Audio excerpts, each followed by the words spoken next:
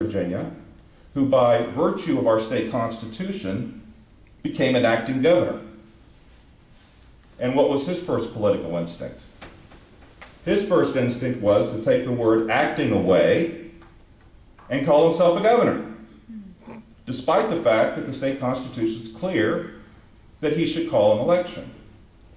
And whether or not you should call an election is a policy decision that some may debate about whether or not we should have one. You know, we just had an election last year, we're going to have an election now, it's going to cost $5 million, and that's a public policy decision that can be debated. But quite frankly, the bottom line is we have a constitution that says that he should call an election, and if I was the Senate president, I would be an acting governor, and the first thing I would do is read the Constitution, notify the Secretary of State and say, we need to call an election, yes, because we need to follow the Constitution.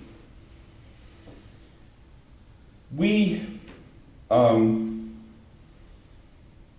have a time that we need to have people get involved in our government. We need a sincere, honest type of leadership in government. We need to have elected officials that have the political courage to do what's best for our state. And honestly, I believe as the Republican Party is in a position to offer those candidates to our state. I really don't think, I think there's a good argument that we are a two-party state. I don't believe that we are a one-party state. West Virginia's gone red in the last 3 presidential elections. One final note I'll make is, you know, someone asked me, I think Ronald Reagan made the quote, they teased him about being a Democrat and then becoming a Republican, and he said, you know, if a young man is not compassionate, he doesn't have a heart, and if an older man is not conservative, he doesn't have a brain. Our liberal friends in government believe that, you know, we should have a compassionate government, and that's a government that provides health care for everybody, and a government that tells everybody what to do and, well, how much water to have in the toilet. But, you know, I think Ronald Reagan understood that a compassionate government takes far more than it gives. It may give you health care, but it takes your taxes. It may try to give you health care or clean water, but it also controls you. It tells you what to do. It takes your constitutional rights and it takes your liberty. My fundamental belief is, in being involved in government for 20 years, government by its nature is inefficient. It needs to be as small as we can make it. Because the smaller it is, the better off we are. And I can tell you, if I am fortunate enough to be your governor, my first instinct in any situation is going to be what I think is best for West Virginia. So I guess I'll talk about home rule. That's my question on home rule. You know, I have done some research. You know, West Virginia, quite frankly, some describe West Virginia as one of the most socialized states in the country. West Virginia, the state government involvement in county and local government in West Virginia is one of the most intense in the country. You know, home rule is all the degree. You know, how much interference does state government have in county government and municipal government? The same thing is going on in Washington. You know, we have the federal government is doing the same thing to the states that the states' governments are doing to counties and municipalities. The federal government's passed Obamacare. And it's just like my case I had years ago. It's not that they think it's constitutional, they just got power and thought that they can get away with it. The EPA is coming into West Virginia and is destroying our coal industry and is attacking the eastern panhandle and the Potomac drainage, saying that the farmers are putting too much, whatever they call it, in the water and it's destroying the Potomac. So we have a problem. EPA has basically gone past their legal mandate and is violating the rule of law, and just because they think they can get away with it. The education department in Washington is interfering in the state's ability to manage education. And to a certain extent, perhaps our education department in Charleston is interfering in the county's abilities to manage education.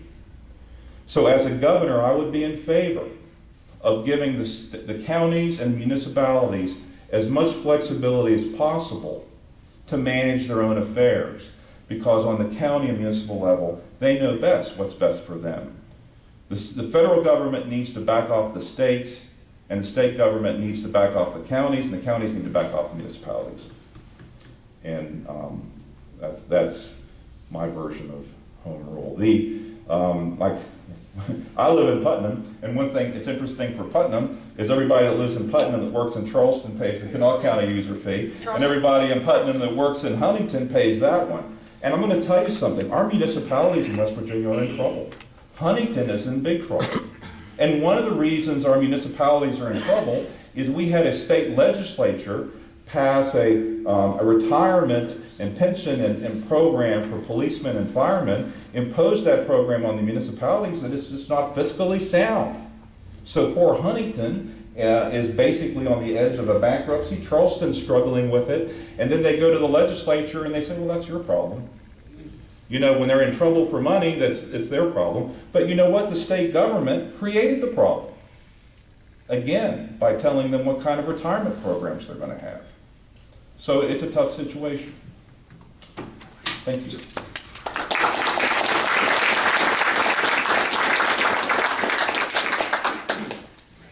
Okay, before we start, I forgot to mention one thing. It's a very important thing I forgot to mention earlier.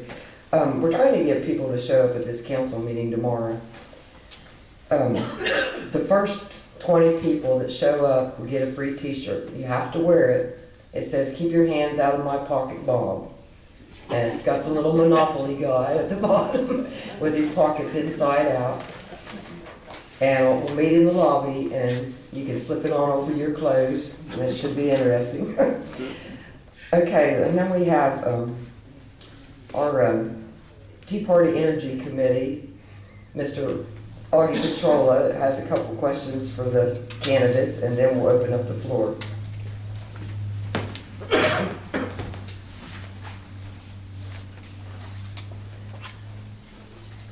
After listening to you two guys, it's going to be easy.